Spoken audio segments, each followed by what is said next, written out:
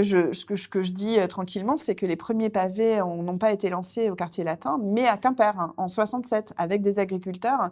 qui, en octobre 67, mais c'était le fruit de nombreuses mobilisations des années précédentes. L'Ouest veut vivre, on veut travailler au pays, etc. C'est pas seulement les années 70, mais dès les années 60, il y a de grandes manifestations paysannes, très remontées, très déterminées, extrêmement tenaces et violentes aussi face aux forces de l'ordre qui ne manquent pas non plus d'essayer de réprimer ces manifestations. Quand janvier-février 68, il y a une grève très importante de jeunes ouvriers, surtout dans les entreprises sous-traitantes de l'automobile, parce qu'il y a eu pas mal de délocalisations hors de la région parisienne ou des grands bastions industriels et bastions ouvriers traditionnels, donc des délocalisations d'entreprises, notamment dans l'Ouest, avec des considérations patronales élémentaires sur, oui, cette main-d'œuvre d'origine rurale, elle va être beaucoup plus servile, on va pouvoir la payer moins. De fait, les salaires sont beaucoup moins élevés à travail égal par rapport à la région parisienne notamment. Et donc, ce sont ces jeunes-là qui vont se mobiliser les premiers et qui, à Caen, donc voilà, c'est vraiment une grève très dure avec des affrontements avec les CRS. Il y a justement là aussi, on enlève du mobilier urbain, des grilles d'arbres, etc., hein, pour se protéger face à la police.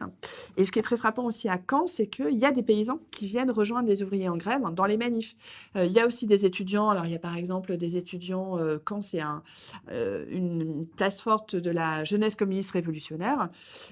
et ils viennent prêter main forte aux grévistes, à tel point que le préfet du Calvados, qui s'appelle Gaston Pontal, rédige des rapports très réguliers, quasiment jour par jour,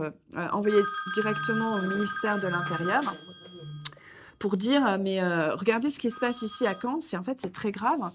Il est très déstabilisé par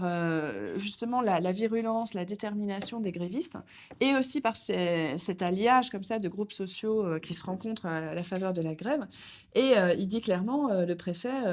ce genre de situation, on pourrait la retrouver à l'échelle nationale. Donc c'est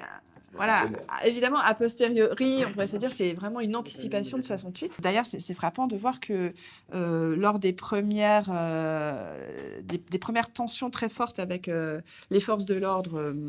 au quartier latin, beaucoup se rappellent ce qui s'est passé à Caen, à Redon, à Besançon, parce que Besançon, c'était déjà la Rodia, c'est ta grande grève en 67 qui s'était étendue sur d'autres sites de la Rodia, à Lyon, Saint-Fond, etc.,